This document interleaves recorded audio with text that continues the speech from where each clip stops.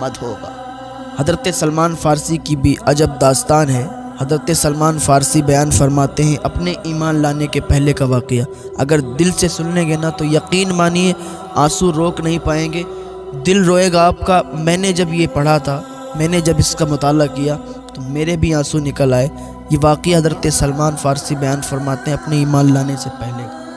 کہتے جب میں مجوسی تھا، میرا باپ بہت بڑا مجوسی تھا، میرا باپ مجھے میرے گھر سے باہر نہیں نکلنے دیا کرتا تھا، اس لیے کہ کہیں یہ ایمان نہ لے آئے، یہ کہیں پھر نہ جائے اپنے دین سے۔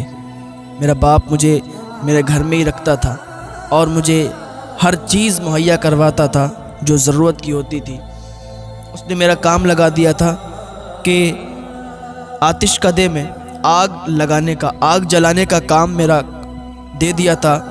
میں آگ جلایا کرتا تھا اور کھیتوں کا کام کیا کرتا تھا، لیکن باپ میرا مجھے اپنے ساتھ ہی رکھتا تھا۔ کھیت پر جاتا تھا تو مجھے اپنے ساتھ لے جاتا تھا، آتش کدے میں جاتا تھا مجھے اپنے ساتھ لے جایا کرتا تھا۔ لیکن ایک دن کیا ہوا، ایک دن میرا باپ کسی ضروری کام سے باہر چلا گیا اور مجھ سے کہہ گیا بیٹے تم آج کھیتوں پر چلے جانا اور اپنا کام کر کے سیدھے گھر چلے آنا۔ میں گیا، اکیلا گیا کھیتوں پر۔ حضرت سلمان فارسی بیان فرماتے ہیں اکیلا گیا کھیتوں پر، باپ میرے ساتھ نہیں تھا، باپ کسی کام سے مصروف تھا۔ میں جا رہا تھا کھیتوں پر، راستے میں میں نے دیکھا عیسائیوں کا عبادت خانہ، عیسائیوں کو عبادت کرتے ہوئے دیکھا۔ تو میں نے عیسائیوں کو عبادت کرتے ہوئے دیکھا تو ان کی عبادت مجھے اچھی لگی۔ وہ بالکل الگ طریقے سے عبادت کر رہے تھے جو میری عبادت ہے اور ان کی عبادت، اس میں فرق بہت تھا، وہ الگ طریقے سے تھی۔ میں اس کو دیکھتے ہی مجھے اچھا لگنے لگا، میں وہاں پر دیکھنے لگا کھڑے ہو کر۔ پھر کیا ہوا، حضرت سلمان فارسی بیان فرماتے ہیں کہ میں شام تک وہیں رہا، میں نے شام تک وہیں دیکھا عبادت خانے میں کچھ لوگ عبادت کر رہے ہیں، آ رہے ہیں جا رہے ہیں، عبادت کر رہے ہیں۔ ادھر ان کا باپ بھی کام نپٹا کر گھر پہ آ گیا۔ جب بیٹے کو گھر پہ نہیں پایا، گھر پر بیٹا موجود نہیں، تو انہوں نے پھر اپنے کچھ لوگوں کو ڈھونڈنے کے لیے لگا دیا کہ ہے میرا بیٹا گم ہو گیا، میرا بیٹا کہاں چلا گیا۔ ان کو بڑا تکلیف ہوئی، انہوں نے کئی لوگوں کو ڈھونڈنے پر لگا دیا۔ لیکن سلمان فارسی فرماتے ہیں کہ میں پھر واپس چلا گیا گھر پہ۔ جیسے ہی گھر پہ پہنچا، میرے باپ نے مجھے آگے بڑھ کے سینے سے لگا لیا، بیٹا تو کہاں گیا تھا؟ میں تو تجھے بہت ڈھونڈوا رہا تھا، میں تو بہت پریشان ہو گیا تھا، مجھے تکلیف ہو رہی تھی، اور تو کہاں چلا گیا تھا؟ میرا دل دھڑک رہا تھا، میں بے چین ہو رہا تھا، بیٹا مجھ سے جدا مت ہوا کر، تو گھر سے مت جایا کر، تو کوئی کام کرنے کے لیے نہیں جائے گا بیٹے۔ سلمان فارسی کہتے ہیں میں نے کہا ابا میں گیا تھا نا، راستے میں نے ایک عبادت خانہ دیکھا جو عیسائیوں کا عبادت خانہ تھا۔ اس عبادت خانے میں لوگ عبادت کر رہے تھے، عیسائی نماز پڑھ رہے تھے، وہ مجھے الگ طریقے کی نماز لگ رہی تھی، الگ طریقے کی عبادت لگ رہی تھی، مجھے بہت اچھا لگ رہا تھا۔ مجھے ایسا لگتا ہے کہ میرے دین سے بہتر ان کا دین ہے۔ اس کے باپ نے سمجھ لیا کہ لگ رہا ہے اس پر اثر پڑ گیا ہے۔ اس کا باپ کہنے لگا بیٹا مجوسیت ہی سب سے اچھا دین ہے، اور مجوسیت سے کبھی مت پھرنا، اور ان کا دین بہتر نہیں ہے۔ لیکن سلمان فارسی کہتے ہیں میں نے کہا بابا ان کا ہی دین مجھے بہتر لگا، میں نے ان کی نماز، ان کی عبادت بالکل الگ پائی، بابا مجھے مجوسی سے اچھا ان کا دین لگا۔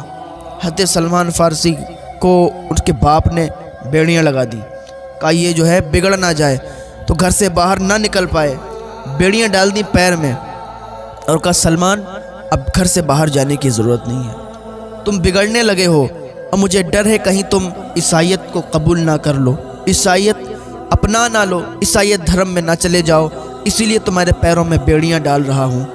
حضرت سلمان فارسی بیان فرماتے ہیں میرے باپ نے میرے پیروں میں بیڑیاں ڈال دیں، بیڑیاں پڑ گئیں۔ لیکن میں اس عبادت خانے کے راہب سے ملا تھا، میں نے اس سے پوچھا تھا مجھے یہ بتاؤ تمہاری مین جگہ کہاں ہے؟ اس نے کہا تھا ملک شام میں۔ جب میرے باپ نے میرے پیروں میں بیڑیاں ڈالیں تو میں نے کسی ذریعے سے اس تک یہ خط پہنچایا کہ جب ملک شام کوئی قافلہ جائے تو مجھے ضرور بتانا، یا ملک شام سے کوئی قافلہ آئے تو مجھے ضرور بتانا۔ کچھ ہی دنوں میں ملک شام سے قافلہ آ گیا، اس نے مجھے خط پہنچایا کہ ملک شام سے قافلہ آیا ہے، وہ کچھ ہی دنوں میں جانے والا ہے، اگر جاؤ تو آ جانا۔ حضرت سلمان فارسی بیان فرماتے ہیں کہ جیسے ہی مجھے خط ملا، میں نے کسی طریقے سے اپنے پیروں کی بیڑیاں ہٹائیں اور چھپتے چھپتے وہاں سے نکلا، اپنے باپ کی قید سے باہر نکلا اور اس قافلے میں شریک ہو گیا۔ اس قافلے کے ساتھ چلتا رہا، ملک شام پہنچ گیا۔ جب ملک شام پہنچا تو وہاں ایک عبادت خانے میں پہنچا، ایک جگہ پہنچا، وہاں کے لوگوں سے میں نے پوچھا کہ یہاں سب سے بڑا راہب کون ہے، سب سے بڑا عیسائیت کو ماننے والا اور اس پر عمل کر کے چلنے والا کون ہے؟ تو لوگوں نے بتایا فلاں راہب ہے، فلاں جگہ چلے جائیں۔ میں اس جگہ کو تلاش کرتے کرتے اس جگہ پہنچا، واقعی جیسا لوگوں نے اس کے تعلق سے بتایا تھا وہ راہب ویسا ہی تھا۔ میں اس کی بارگاہ میں پہنچا، میں نے کہا مجھے عیسائیت قبول کرنا ہے اور مجھے اپنے دین کے بارے میں بتاؤ، میں آپ کے پاس رہنا چاہتا ہوں، آپ کی خدمت کرنا چاہتا ہوں، مجھے اپنے دین کے بارے میں آپ بتاتے رہنا، میں آپ کی خدمت میں لگا رہوں گا۔ راہب نے کہا اچھی بات ہے، تم یہاں رہو اور خدمت کرو اور میں تمہیں عیسائیت کے بارے میں بتاتا رہوں گا، میں تمہیں نصرانیت کے بارے میں بتاتا رہوں گا۔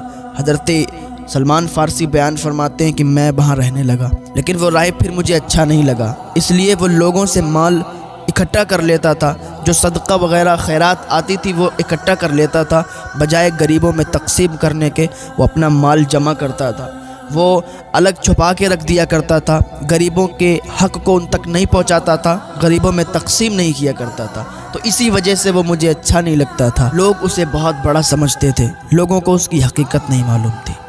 جب وہ مر گیا، لوگ آئے اس کو دفن کرنے کے لیے، تو میں نے کہا کہ تم لوگ اس کو بہت بڑا سمجھتے ہو، لیکن یہ بہت بیکار انسان ہے، بہت خراب انسان ہے، لوگوں کو لوٹنے والا انسان ہے، غریبوں کا حق مارنے والا انسان ہے۔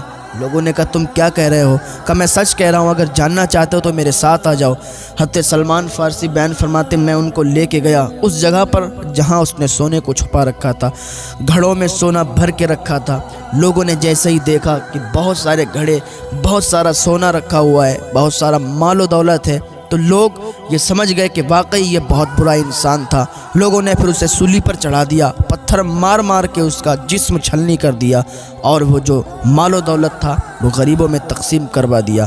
اب وہاں پر دوسرے راہب کو رکھا گیا، اس عبادت خانے میں دوسرا راہب آ گیا، وہ واقعی بہت اچھا تھا۔ جب وہ مر گیا، جب اس کا انتقال ہو گیا، تو حضرت سلمان فارسی بیان فرماتے میں نے اس سے پوچھا کہ اب میں کس کے پاس جاؤں؟ اس کا انتقال ہونے سے پہلے سلمان فارسی نے پوچھا اب میں کس کے پاس جاؤں، کہاں جاؤں جو بہت اچھا راہب ہو، جو واقعی نیک ہو، جو واقعی لوگوں کا حق مارنے والا نہ ہو۔ اس راہب نے مجھے ایک جگہ کا پتہ دیا اور کہا وہاں چلے جاؤ، میری نظر میں اس سے بہتر کوئی راہب نہیں ہے۔ میں وہاں سے روانہ ہوا اور اس جگہ پہنچا جہاں اس راہب نے مجھے بتایا تھا۔ اس راہب کے پاس جیسے ہی پہنچا نا تو واقعی وہ مجھے ویسا ہی ملا جیسا اس نے بتایا تھا۔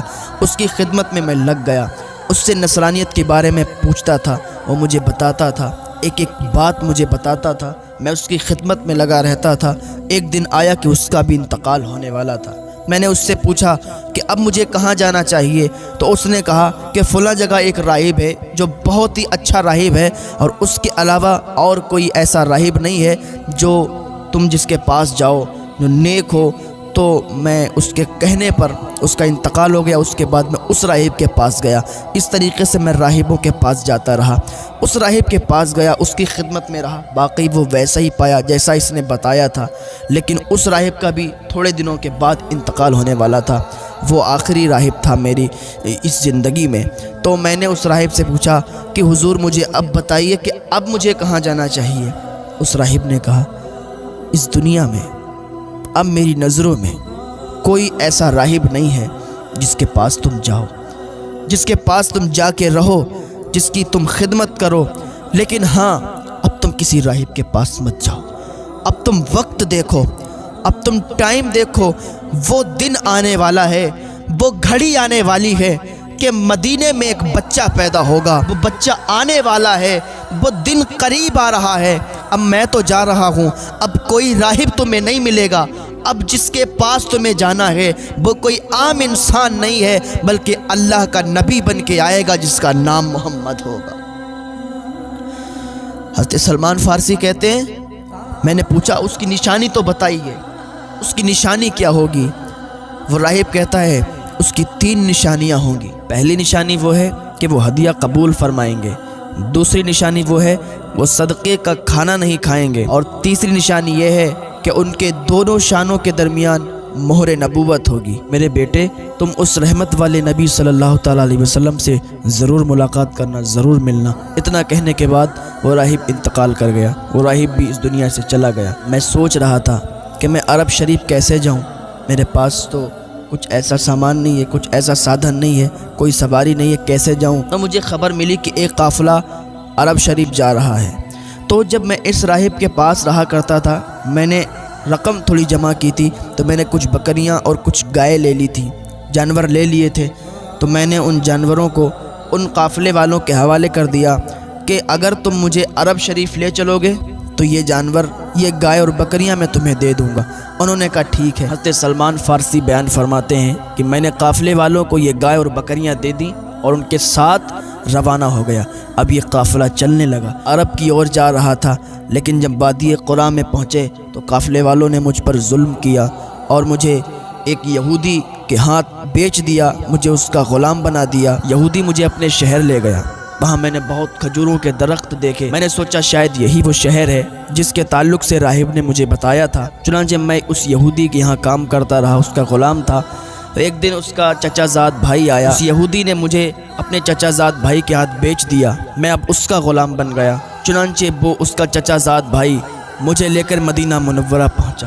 اللہ کی قسم، جب میں مدینہ منورہ پہنچا میں بہت خوش تھا، میں بہت خوش ہو گیا کہ جس جگہ میں آنا چاہتا تھا آج اس جگہ آ گیا۔ جو نشانیاں مجھے راہب نے بتائی تھی کہ وہاں بہت زیادہ کھجوروں کے درخت ہوں گے، اور وہ میں نے وہاں پا لیے۔ اب میں منتظر تھا کہ میرے کانوں میں وہ صدا گونجے کہ اس پاکیزہ ہستی نے مدینہ منورہ کو نوروار کر دیا ہے، اس کی آمد کی خبر سابقہ آسمانی کتب میں دی گئی ہے۔ بالآخر انتظار کی گھڑیاں ختم ہوئیں، میں کھجوروں کے درخت پر چڑھا ہوا تھا، میں کھجوریں توڑ رہا تھا، وہی میرا مالک آیا اور چیختا چیختا کہنے لگا، اللہ پھلا قبیلے کو برباد کرے۔ وہ لوگ مقام قبا میں جمع ہیں اور ایک ایسے شخص کا دین قبول کر چکے ہیں جو مکہ سے آیا ہے، اور وہ اپنے آپ کو اللہ رب العزت کا نبی کہتا ہے۔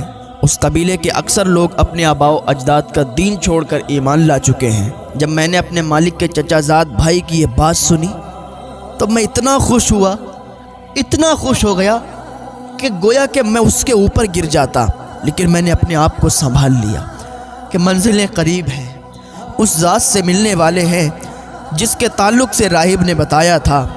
وہ ذات آج ایسا لگتا ہے مل جائے گی۔ وہ نیچے اترے۔ حضرت سلمان فارسی کہتے کہ میں نیچے اترا، میں نے اپنے مالک کے چچا زاد بھائی سے کہا ذرا دوبارہ بتانا تم کیا بتا رہے ہو۔ جب میں نے اتنا کہا نا تو اس کو غصہ آ گیا، اس نے ایک تھپڑ مجھے مارا اور کہا اپنے کام سے کام رکھو۔ سلمان فارسی کہتے میں دل میں تو بڑا خوش تھا کہ لگ رہا ہے وہ گھڑی آنے والی ہے، اس ہستی سے ملنے والا ہوں جس کے تعلق سے راہب نے بتایا تھا، بڑے خوش تھے دل میں۔ حضرت سلمان فارسی فرماتے کہ میں نے کچھ رقم جمع کر رکھی تھی، میں اس رقم کو لے کر چپکے سے بازار گیا، بازار سے کچھ کھانے کی چیزیں خریدیں، اور خریدنے کے بعد اس نبی کا پتہ ڈھونڈتے ڈھونڈتے اس نبی کی بارگاہ میں چلا گیا، اور جانے کے بعد میں نے وہاں پر جا کے اور کہا کہ حضور میں یہ چیزیں لایا ہوں کھانے کی، صدقہ لایا ہوں، اس صدقے کو آپ لے لیں۔ تو حضور صلی اللہ تعالیٰ علیہ وسلم نے صحابہ کرام کو بلایا اور کہا یہ صدقے کی کچھ چیزیں ہیں، یہ لو کھاؤ۔ پھر میں واپس چلا آیا، پھر میں نے کچھ رقم لی اور بازار گیا۔ کچھ دنوں کے بعد بازار گیا، وہاں سے میں نے کچھ چیزیں لیں اور پھر میں ان کی بارگاہ میں حاضر ہوا۔ میں نے کہا حضور یہ میں کچھ چیزیں لایا ہوں آپ کے لیے، آپ کے صحابہ کے لیے، یہ کھا لیجئے۔ حضور صلی اللہ تعالیٰ علیہ وسلم نے صحابہ کو بلایا، خود بھی وہ چیزیں کھائیں اور صحابہ کو بھی کھلائیں۔ حضرت سلمان فارسی کہتے ہیں میری دوسری بھی نشانی پوری ہو گئی۔ کچھ دنوں کے بعد میں جنت البقیع کی طرف جا رہا تھا، دیکھا وہاں پر حضور صلی اللہ تعالیٰ علیہ وسلم تشریف فرما ہیں۔ اب میرے دل میں تو یہ تمنا تھی کہ وہ آخری نشانی پوری ہو جاتی تو میں مطمئن ہو جاتا۔ دو نشانی تو پوری ہو گئیں، آخری نشانی بچی ہے کہ دونوں شانوں کے درمیان مہر نبوت ہے۔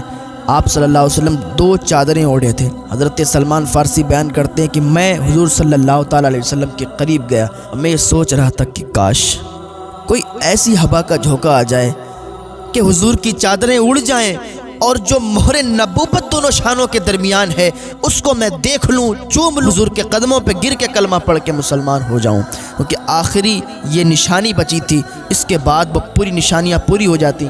حضور نے ان کے دل کا حال جان لیا۔